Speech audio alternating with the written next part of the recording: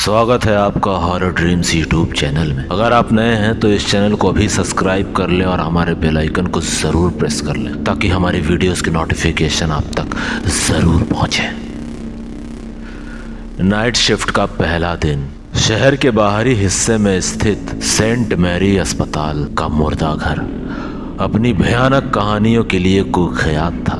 पुराने कर्मचारियों का कहना था कि रात के समय वहां अजीब घटनाएं होती हैं। अचानक चलने वाली ठंडी हवाएं, फुसफुसाहटें और कभी कभी शवों का हिलना। नवीन, जो एक प्रशिक्षित नर्स था, अपनी पहली नाइट शिफ्ट पर उसको वहीं काम करने को कहा गया। वो हंसते हुए बोला, अरे भूत वूत कुछ नहीं होता, सब अफवाहें हैं। उसकी साथी नर्स रीना ने चेतावनी दी, नवीन, मुर्दा घर में मजाक मत करना, वहाँ कुछ अजीब है। रात 11 बजे नवीन ने मुर्दा घर की चाबियां ली और भारी दरवाज़ा खोला। अंदर घुसते ही ठंडक की एक तेज लहर उसके शरीर में दौड़ गई। चारों तरफ सफ़ेद चादर से ढके शव रखे थे। हॉल में लगे बल्ब की पीली रोशनी सब कुछ भूतिया बना रही थी। वह कंप्यूटर पर शवों की सूची जांचने लगा। तभी उसे एक अजीब आवाज़ सुनाई दी, जैसे कोई बर्फीली फर्श पर नंगे पैर चल रहा हो। उसने पलट कर देखा, लेकिन वहाँ कोई नहीं था। उसने खुद को समझाया शायद कोई हवा होगी और फिर काम करने लगा। तभी कोने में रखे एक शव का सफ़ेद कपड़ा ज़मीन पर गिरा। शव की आंखें आधी खुली थी और होठों पर हल्की सी मुस्कान थी। नवीन का दिल जोर से धड़कने लगा। उसने जल्दी से कपड़ा वापस डाला और अपने फ़ोन पर भजन चलाना शुरू कर दिया। अगली रात फिर उसकी शिफ्ट थी। उसने इस बार हिम्मत बांधी और मुर्दा घर में घुसा, लेकिन इस बार माहौल और डरावना लग रहा था। कंप्यूटर पर नाम जांचते हुए उसे एक नई एंट्री दिखी। नाम अज्ञात, मृत्यु का समय सुबह के 3 बजे, लाश का स्थान शेल्फ नंबर 7। नवीन चौंका। उसने तो कोई शव नहीं मंगवाया था और रिकॉर्ड में भी ऐसी एंट्री असंभव थी। वह शेल्फ नंबर 7 के पास गया। सफ़ेद कपड़े से ढका शव वहीं रखा था। कपड़ा हटाया तो एक जवान लड़की की लाश दिखाई दी। उसका चेहरा बेजान था, लेकिन आंखें खुली थी और होठों पर वही अजीब सी मुस्कान थी।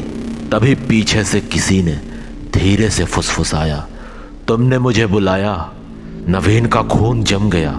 उसने मुड़कर देखा, लेकिन वहाँ कोई नहीं था।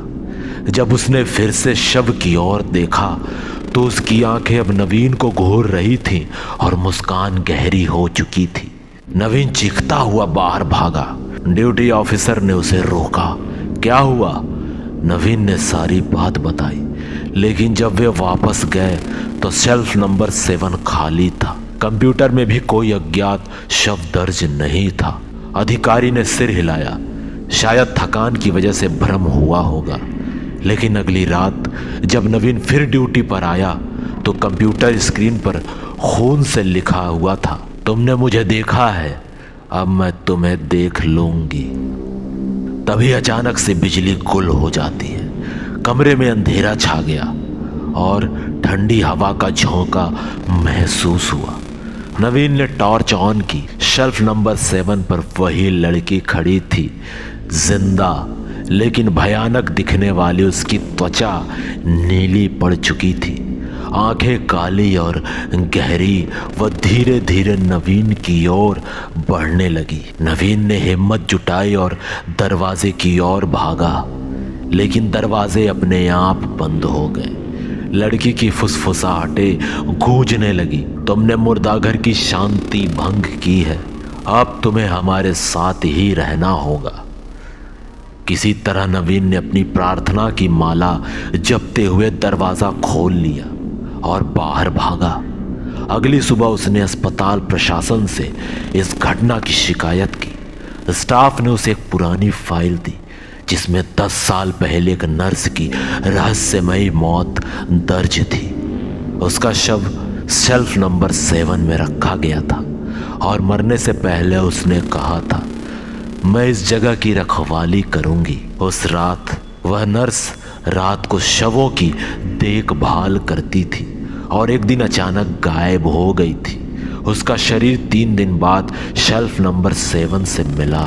नवीन ने नौकरी छोड़ने का फैसला किया। आखिरी रात जब वह अलमारी से अपना बैग निकाल रहा था तो लाइट बंद हो गई। पीछे से वही जानी पहचानी आवाज आई, भाग रहे हो, अब मैं तुम्हें कभी नहीं छोड़ने वाली। अचानक उसकी गर्दन पर बर्फीली सांसें महसूस हुई। उसने मुड़कर देखा, वही नर्स उसके ठीक सामने थी। अगले दिन सुबह कर्मचारियों को नवीन का शव मुर्दा घर में शेल्फ नंबर 7 पर मिला। उसकी आंखें खुली थीं और होठों पर वही अजीब सी मुस्कान थी।